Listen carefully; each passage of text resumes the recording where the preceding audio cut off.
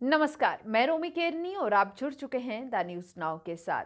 पहले स्वदेशी aircraft carrier INS Vikrant की अगर बात की जाए तो उसका ट्रायल शुरू हो चुका है और अब एक बड़ा सवाल है कि इसकी खासियत क्या होगी, क्योंकि ये पहला स्वदेशी जो है एयरक्राफ्ट करियर है। अगर सबसे पहले बात करें तो भारत के पहले स्वदेशी एयरक्राफ्ट जो करियर है आईएनएस विक्रांत, उसे समुद्री परीक्षण के बाद यानी उसे समुद्र के परीक्षण के बाद जल्द ही हिंद महासागर में और बंगाल की खाड़ी के बीच में तैनात किया जाएगा। सूत्रों के मुताबिक अगर देखा जाए तो आईएनएस जो है विक्रांत का हार्बर ट्रायल पूरा हो चुका है, यानी कि उसका जो हार्बर पर ट्रायल था वो पूरा हो चुका है और जल्द ही इसका बेसिन ट्रायल शुरू किया जाएगा। इसके साथ ही बताया गया है कि स्वदेशी एयरक्राफ्ट की अगर बात की जाए यानी कि तो ये 2023 तक जो है नौसेना में शामिल हो सकता है। जी हाँ, अभी 2020 चल रहा है और 2023 तक जो है इसे नौसेना में यानी कि इंडियन नेवी में शामिल करने की बात की जा रही है। इसके आगे अगर देखा जाए तो इसके साथ साथ जो है आईएनएस विक्रांत का जो हार्बर ट्रायल है उसके संपन्न होने के बाद हो चुका है, लेकिन अब जो है कोरोना संकट चल रहा है, क्योंकि अगर कोरोना संकट की बात करें तो यह संकट हर किसी जगह पर देखने को मिल रहा है और इसका असर भी देखने को मिल रहा है। तो इसके बेसिन ट्रायल में कुछ देरी हो सकती है इस कोरोना संकट की वजह से। आपको बता दें कि बेसिन ट्रायल जो है उसमें जहाज में लगे जो उसके सारे उपकरण होंगे यानी कि जो इक्विपमेंट्स होंगे उनकी जांच की जाती है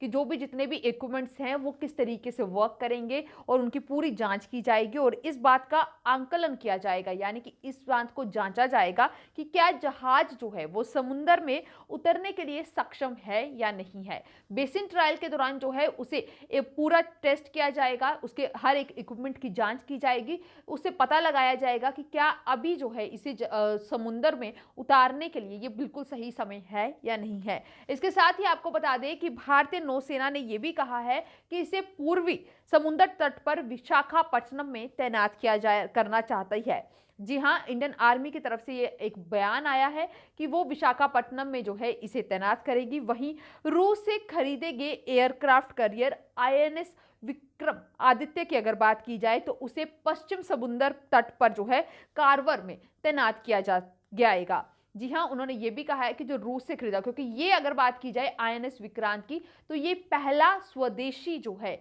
एयरक्राफ्ट करियर है जो कि खुद जो है अब इसका ट्रायल शुरू हो चुका है। इसका पहला ट्रायल जो कि हार्बर ट्रायल है पूरा हो चुका है और अब इसके सेकंड ट्रायल के लिए थोड़ा सा इंतजार किया जा रहा है। भारत जो है लंबे अरसे से अगर देखा जाए तो प्रयास कर रहा था कि वे अपने 3 करियर जो है बैटल ग्रुप के साथ समुद्र की रक्षा के लिए उतार सके। जी हाँ, भारत की लगातार कोशिश रही और जैसे कि हमने पिछले दिनों भी देखा, डिफेंस मिनिस्ट्री की तरफ से एक बड़ा जो है बयान दिया गया, यानी कि ट्विटर के जरिए भी उन्होंने ये बात क्लियर कर दी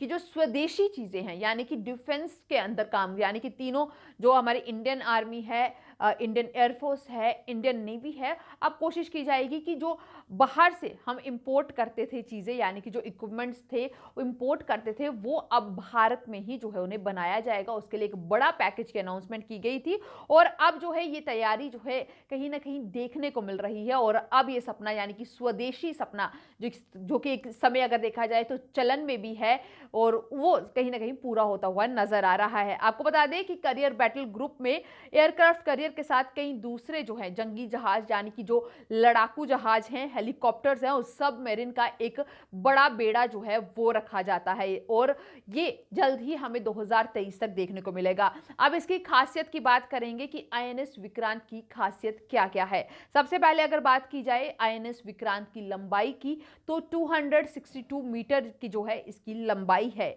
इसका निर्माण जो है फेब 2009 में कोचिन शिपयार्ड में शुरू किया गया था। जी हां, 2009 में जो है इसका निर्माण कार्य शुरू किया गया था। इस एयरक्राफ्ट करियर पर जो है 26 लड़ाकू विमान और 10 हेलीकॉप्टर्स एक साथ रखे जा सकते हैं, यानी कि आप समझ सकते हैं कि अगर ये वहां पर अगर रखा जाता है, जब इसका ट्रायल पूरा होने के बाद ये समुद्र तल पर उतरेगा तो कितनी बड़ी सक्षम अगर हम देखें इसके साथ हमें कई सारा जो है फ़ायदा मिलेगा। हम किस तरीके से अपनी अपनी इंडियन आर्मी को जो है एक रीढ़ की हड्डी जो है उसकी और ज़्यादा मजबूत करेंगे, क्योंकि इस पर जो है 26 लड़ाकू विमान और 10 हेलीकॉप्टर्स एक साथ रखे जा सकते हैं। फिलहाल इस पर मल्टी रोल लड़ाकू विमान मिग-29 को तैनात किया जाएगा। अगर अभी की बात की जाए, जिस तरीके से रिपोर्ट्स मिल रही हैं, तो बताया जा रहा है कि अभी इस पर जो है मल्टी रोल जो लड़ाकू विमान है मिग-29 उसे तैनात किया जाएगा। स्वदेशी एडवांस हल्के हेलीकॉप्टर ध्रुव की भी इस पर तैनाती की जा सकती है। यानी कि जो हमारा स्वदेशी जो हल्का एक हेलीकॉप्टर है ध्रुव, उसे भी इस पर तैनात करने की बात की जा रही है। अमेरिका से आने वाले रोमियो हेलीकॉप्टर की अगर बात की जाए तो वो भी इस पर तैनात किया जाएगा। यह हेलीकॉप्टर पानी के भीतर जो है सबमरीन्स को निशाना बना सकता है। जी हाँ, जिस तरीके से मैंने कहा कि जो अमेरिका से जो यहाँ पर इंपोर्ट किया जाता है रोमियो हेलीकॉप्टर, जो कि पानी के अंदर जो है सबमरीन्स होती हैं, उन्हें भी निशाना बना सकता है। तो कहीं ना कहीं भारतीय नौसेना को जो है और ज्यादा ताकत देने की कोशिश जो है वो शुरू की गई है। अगर हम बात करें तो डिफेंस सर्विसेज में जो है